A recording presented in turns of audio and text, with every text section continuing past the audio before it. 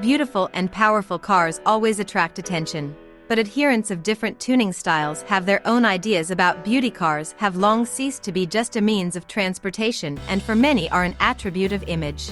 These people make their cars unique and unrepeatable, and as a rule, this uniqueness is influenced by the national characteristics of the automotive culture of a particular country. Rat look style. If the more familiar types of tuning imply an improvement in the appearance of the car, then the rat look style, on the contrary, implies the deterioration and aging of body materials. Its essence is to leave the car in a rusty, scratched, battered state. In appearance, the car looks like a pile of rusty scrap metal, but technically it is usually impeccable.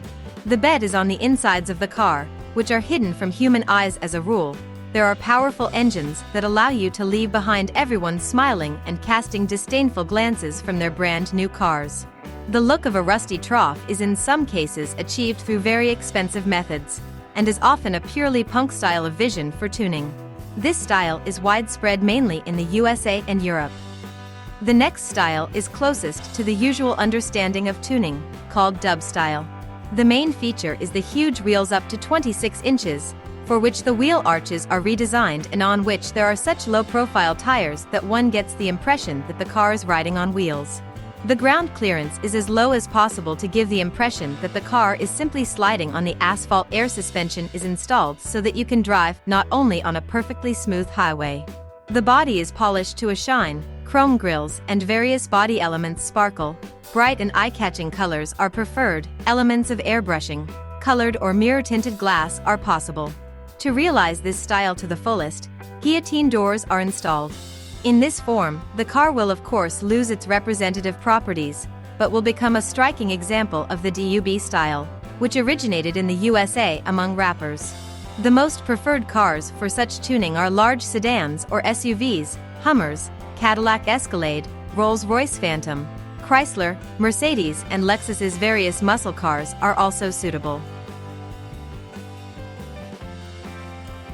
The next type of tuning comes from Japan, called BOSOZOKU. Initially, this was the name in Japan for gangs of hooligans on motorcycles who altered the exhaust system so that it roared for kilometers around. Soon this fashion migrated to cars. BOSOZOKU is now the most rebellious, ridiculous, absurd style of tuning. Its striking features are huge exhaust pipes that protrude far beyond the dimensions of the car, can be directed up or to the side for several meters. Another feature is unusual plastic body kits. The bumper can be a meter, a platform in front of the hood to which the radiator can be placed from the engine compartment. Another feature is wide wheels, but the diameters are preferably not large. The most common disc radii are 14th and 15th, but the rubber is usually much narrower than the discs and visually the sidewalls of the tires are located at an angle, which gives the wheels an unusual appearance. The lowrider style is the oldest and most legendary type of tuning, originating in the USA and contributed to this by Mexican immigrants. They lowered the car's ground clearance as much as possible over time. Hydraulic suspensions equipped with oil pumps appeared, which made it possible to change the height of the body above the road, and moreover, to do this not on the entire axle, but on a single wheel, so the car could drive on 3 wheels, or just jump over the road.